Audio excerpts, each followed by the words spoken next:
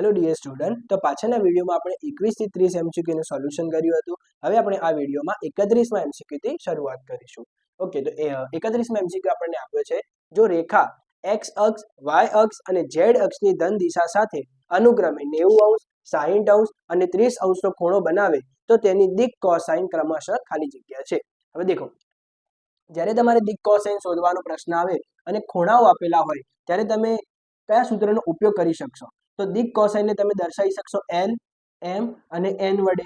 L ની formula થશે cos alpha, M ની વેલ્યુ થશે cos બીટા અને N ની વેલ્યુ થશે cos ગામા. હવે આલ્ફા બીટા ગામા કયા લેવાના? તો આલ્ફા બીટા અને ગામા એટલે ધન x અક્ષ દિશા સાથે, બીટા એટલે ધન y અક્ષની દિશા સાથે અને ગામા એટલે ધન z અક્ષની દિશા સાથે બનાવેલા ખૂણા. તો જે તમને અહીંયા આપેલા છે 90°, 60° અને 30°. તો અહીંયા શું થશે? cos આલ્ફાની જગ્યાએ 90°, બીટાની જગ્યાએ 60° અને ગામાની જગ્યાએ 30°. ઓકે, ચલો હવે cos 90° ની વેલ્યુ કેટલી થશે? તો 0. cos 60° ની વેલ્યુ કેટલી થશે? 1/2 અને cos 30° ની વેલ્યુ કેટલી થશે? √3/2. તો કરેક્ટ ઓપ્શન કયો થશે? આપણો ઓપ્શન બી. ઓકે, ઓકે, તો નેક્સ્ટ MCQ આપણને આપ્યો છે, રેખાઓની જોડ સદિશ r બરાબર λ × 2i + 2j + k અને સદિશ r બરાબર 5i + 2j + 3k + μ × 4i + j + 8k વચ્ચેનો ખૂણો ખાલી જગ્યા છે. તો દેખો, આપણને બંને રેખાઓ કેવા ફોર્મમાં આપી છે? r = a + λb. તો આને આપણે b1 કહીએ અને μ ની સાથે જે સદિશ આપ્યો છે એને આપણે b2 કહીએ. તો અહીંયા b1 કેટલા થશે? સદિશ b1 2i + 2j + k અને સદિશ b2 કેવો દેખાશે આપણને? 4i + j + 8k. ચાલો હવે ખૂણો શોધવા માટે સૂત્ર કયું હતું? તો cos θ = માનાંકની અંદર b1.b2 અને નીચે b1 નો માનાંક * b2 નો માનાંક. ચાલો, તો સૌથી પહેલા આપણે બંનેની ડોટ પ્રોડક્ટ નીકાળીએ. તો ડોટ પ્રોડક્ટ કેવી રીતે નીકાળશો? અહીંયા ગુણાકાર કરીશું એટલે અહીંયા 2 × 4 એટલે 8 પ્લસ 2 × 1 એટલે 2 પ્લસ 1 × 8 એટલે 8 અને નીચે b1 નું માન શોધવા માટે શું કામ કરીશું આપણે? વર્ગમૂળમાં 2 નો વર્ગ + 2 નો વર્ગ + 1 નો વર્ગ અને સાથે ગુણાકારમાં b2 નો માનાંક કેટલો થશે? 4 નો વર્ગ + 1 નો વર્ગ + 8 નો વર્ગ. ચાલો હવે સાદું રૂપ આપીશું તો અહીંયા 8 ને 8 16, 16 ને 2 18. તો માનાંકની અંદર 18, નીચે 2 નો વર્ગ 4 + 4 એટલે 8 અને 1 9 અને 9 નું વર્ગમૂળ કેટલું નીકળી જશે? 3. ચાલો 4 નો વર્ગ 16, 1 નો વર્ગ 1 એટલે 17 + 8 નો વર્ગ 64. તો એ બંનેનો સરવાળો કરશો તો કેટલો થશે? 81 અને 81 નું વર્ગમૂળ કેટલું નીકળશે? 9. ચાલો હવે સાદું રૂપ આપીએ તો અહીંયા 9 દુ 18. તો cos θ ની કિંમત કેટલી આવી ગઈ આપણી પાસે? હવે દેખો, બંને પોઝિટિવ આવ્યા છે તો આપણે માનાંકની કોઈ જરૂર નથી. તો એંગલ કયો આવવો જોઈએ?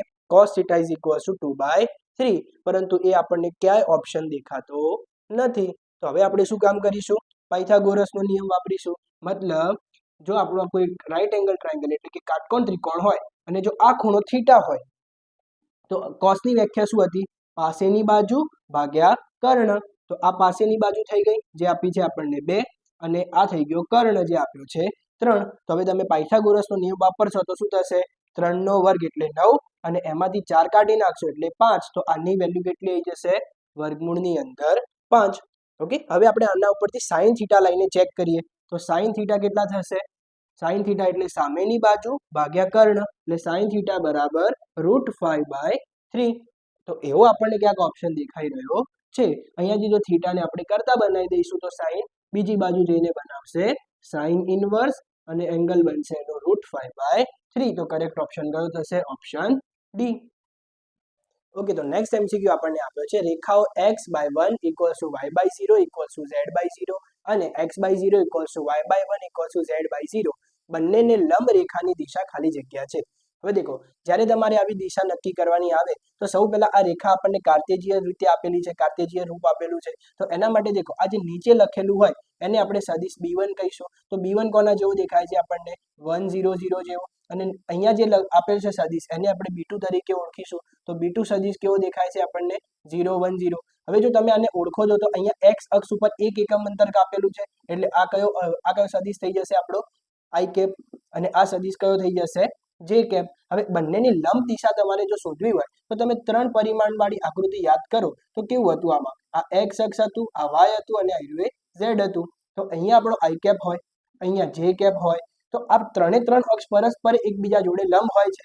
તો હવે જો આ બંનેનો આપણે લંબ રેખાની સદિશ નીકાળવા જઈએ આ બંનેની તો એ કઈ દિશામાં જશે z અક્ષની દિશામાં જશે અને z અક્ષને રિપ્રેઝેન્ટ કરતો એકમ સદિશ એટલે k કેપ. તો આ બંનેને લંબ સદિશ કયો થઈ જશે k કેપ થઈ જશે. ઓકે ચાલો હવે 34માં MCQ આપણને આપ્યો છે હેતુલક્ષી વિધેયનું ઇષ્ટતમ મૂલ્ય ખાલી જગ્યા બિંદુએ મળે છે. તો દેખો આ MCQ સોલ્વ કરવા માટે તમારે પ્રકરણ 12 ના પ્રમેય 1 નો ઉપયોગ કરવાનો રહેશે. તો પ્રકરણ 12 ના પ્રમેય 1 માં એવું કહેલું છે કે હેતુલક્ષી વિધેયનું ઇષ્ટતમ મૂલ્ય હંમેશા શક્ય ઉકેલ પ્રદેશના શિરોબિંદુઓ આગળ જ મળે. તો કરેક્ટ ઓપ્શન કયો થશે આપણો ઓપ્શન ડી. ઓકે તો નેક્સ્ટ MCQ આપણને આપ્યો છે સુરેખ આયોજનના એક પ્રશ્નના હેતુલક્ષી વિધેય z બરાબર 4x + 6y ના સીમિત શક્ય ઉકેલ પ્રદેશના શિરોબિંદુઓ જો આપેલા હોય તો z નું મહત્તમ મૂલ્ય ખાલી જગ્યા બિંદુએ મળે.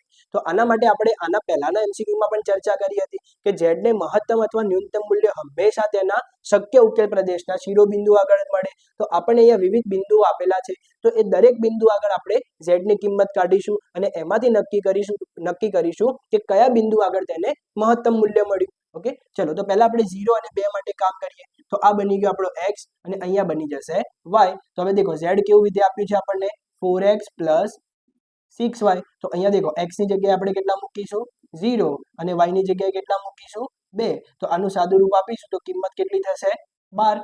ચલો પછી બીજો બિંદુ મૂકીશું આપણે 3 0. તો અહીંયા કેવી રીતે થશે 4 × 3 + 6 × 0. તો અહીંયા પણ કેટલો થશે જવાબ 12. ચલો પછી મૂકીશું આપણે 6 અને 0. તો અહીંયા કેટલું થશે 4 × 6 + 6 × 0. તો અહીંયા થશે 4 6 24 અને આ તો 0.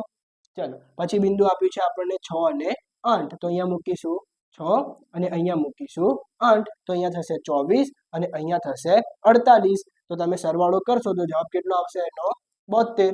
ચલો પછી બિંદુ આપ્યું છે આપણને 0 5. તો કેટલા થશે 4 × 0 + 6 × 5. તો જવાબ કેટલો થશે એનો 30. તો મહત્તમ મૂલ્ય કેટલું મળ્યું આપણને 72. પણ કયા બિંદુ આગળ મળ્યું 6 અને 8 આગળ. તો કરેક્ટ ઓપ્શન કયો થશે આપણો ઓપ્શન બી. ઓકે તો નેક્સ્ટ MCQ આપણને આપ્યો છે જો ઘટના A અને B પરસ્પર નિવારક હોય તથા P of A બરાબર 1/2 P of A union B = 3/5 હોય તો P of B બરાબર ખાલી જગ્યા. હવે દેખો અહીં આપણે બે સૂત્રો યાદ રાખવા પડશે. એક તો આ રહ્યું P of A + P of B - P of A intersection B = P of A union B. હવે દેખો આ બંને ઘટનાઓ કેવી કહી છે આપણને પરસ્પર નિવારક. હવે પરસ્પર નિવારક હોય એનો મતલબ શું થયો બંનેના ઇન્ટરસેક્શનમાં ખાલી ગણ આવશે અને બંનેના ઇન્ટરસેક્શનમાં જો ખાલી ગણ હોય તો એની સંભાવના કેટલી થઈ જાય 0. તો આ સૂત્રમાં જ્યારે આપણે કામ કરીએ તો દેખો અહીંયા P of A + P of B અને આ સંભાવના કેટલી થઈ જશે 0. ચલો તો P of A ની કિંમત આપી છે આપણને 1/2. P of B આપણને શોધવાના કયા અને બરાબરમાં શું આવશે P of A union B જે કેટલા આપ્યા છે આપણને 3/5. ચલો તો આને કરતા બનાવી દઈએ તો આ પદ આ બાજુ જશે તો માઈનસ થઈ જશે. તો P of B બરાબર 3/5 - 1/2. હવે કરીશું ચોકડી ગુણાકાર તો અહીંયા થશે 3 × 2 = 6. અહીંયા કરશો એટલે 5 × 1 = 5 અને નીચે બંનેનો ગુણાકાર એટલે 10. તો 6 માંથી 5 જશે તો 1 અને નીચે 10. તો કરેક્ટ ઓપ્શન કયો થશે આપણો ઓપ્શન એ. ચલો હવે 37માં MCQ આપણને આપ્યો છે જો A અને B ઘટનાઓ માટે P of A ≠ 0 અને P of B by A = 1 તો નીચેમાંથી કયો ઓપ્શન સાચો બની શકે. હવે દેખો P of B by A એટલે આપણને શું આપ્યું છે અહીંયા શરતી સંભાવના આપેલી છે. હવે P of B by A નું સૂત્ર યાદ કરીએ તો શું હતું P of B by A નું સૂત્ર આવશે P of B intersection A અને નીચે આવશે P of A. હવે આનો આન્સર કેટલો આપ્યો છે તમને 1. હવે આ 1 ક્યારે થાય તો જ્યારે આની સંભાવના એ P of A જેવી થઈ હોય મતલબ P of A કેન્સલ થઈને શું બનાવે 1. હવે દેખો P of B intersection A બરાબર P of A ક્યારે થાય તો જ્યારે B intersection A શું બનાવી શકે A બનાવી શકે તો જ એવું શક્ય થાય. હવે B intersection A ક્યારે A બને તો જ્યારે A ગણ રહ્યો એ સંપૂર્ણપણે ગણ B માં સમાઈ ગયેલો હોય તો જ આ વસ્તુ શક્ય બની હોય. તો કરેક્ટ ઓપ્શન કયો આવશે? Option A. ઓકે ઓકે તો નેક્સ્ટ એમસીક્યુ આપણને આપ્યો છે, જો f is from r to a, fx બરાબર 9 વત્તા 2x માઇનસ x વર્ગ વ્યાપ્ત વિધેય હોય તો a બરાબર ખાલી જગ્યા. તો હવે દેખો અહીંયા કોઈ પણ જો વિધેય આપણને આવી રીતે વ્યાખ્યાયિત કરીને આપેલું હોય તો આ શું હોય? એનો પ્રદેશ, અને આ શું હોય? એનો સહપ્રદેશ. હવે દેખો વ્યાપ્ત વિધેય માટેની શરત શું હતી? તો વ્યાપ્ત વિધેય ક્યારે કહેવાય? તો જ્યારે સહપ્રદેશ એ એના વિસ્તાર જેવો થઈ જાય. તો અહીંયા આપણે એ શોધવાનો છે. તો એવું કામ કરીએ આપણે કે આ વિધેયનો વિસ્તાર શોધી લઈએ તો એ બંને કેવું થઈ જશે? સરખું થઈ જશે. ઓકે ચલો હવે વિસ્તાર શોધવા માટે વિધેય કેવું આપ્યું છે આપણને? દ્વિઘાત સમીકરણ રૂપે. હવે એના માટે આપણને તમને એક શોર્ટ ટ્રીક આપેલી છે કે તમે આવી રીતે કામ કરશો તો તમે સરળતાથી એનો વિસ્તાર નક્કી કરી શકશો. તો દેખો વિધેય કેવું આપ્યું છે આપણને? fx equals to 9 + 2x - x². તો તમે આનો વિસ્તાર ડાયરેક્ટ લખી શકો. કેટલો લખી શકો? હવે દેખો અહીંયા x² નો સહગુણક કેવો છે?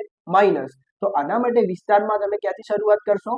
વિવૃત અંતરાલમાં -∞ થી b² + c, અને અહીંયા આવશે સંવૃત અંતરાલ. હવે દેખો b કયો લેવાનો? તો b લઈશું આપણે x ના સહગુણકને 2 વડે ભાગવાથી જે મળે એ.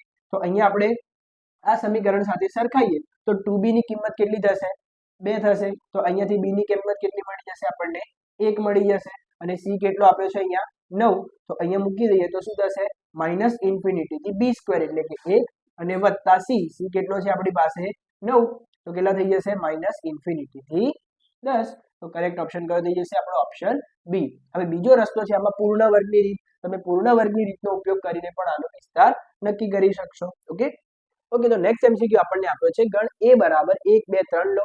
ઘટક 1 2 અને 2 3 સમાવતા હોય અને સ્વવાચક અને સંમિત હોય પરંતુ પરંપરિત ન હોય તેવા સંબંધોની સંખ્યા ખાલી જગ્યા છે. હવે દેખો સૌ પહેલા તો તમને સ્વવાચક, સંમિત અને પરંપરિત સંબંધ ખબર હોવા જોઈએ.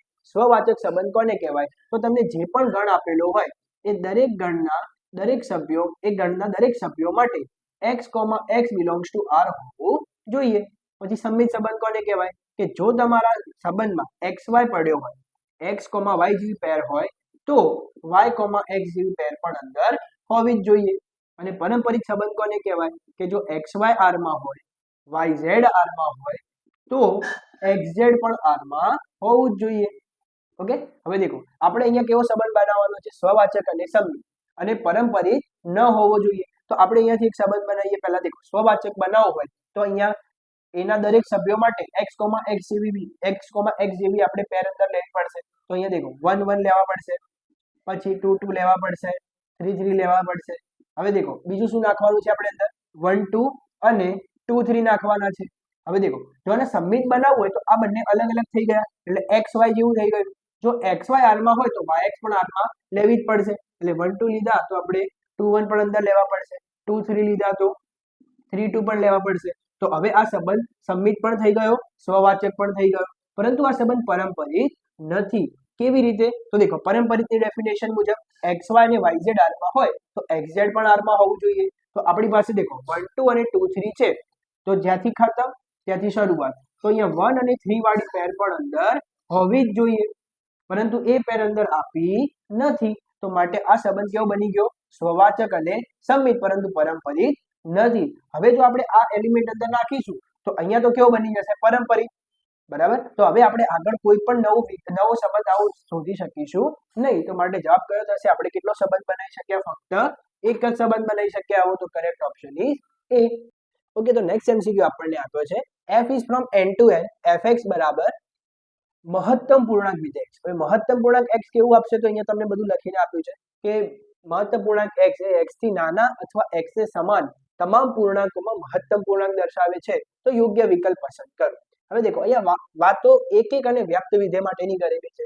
હવે દેખો એક અને વ્યાપ્ત વિધેય માટે સૌથી અગત્યનું પરિબળ હોય છે પ્રદેશ અને સહપ્રદેશ. આખી માયાજાળ પ્રદેશ અને સહપ્રદેશ ઉપર ફેલાયેલી છે. હવે દેખો સૌથી પહેલા તો એક વિધેય કોને કહેવાય? તો એક માટે તમે કેવી રીતે યાદ રાખી શકો?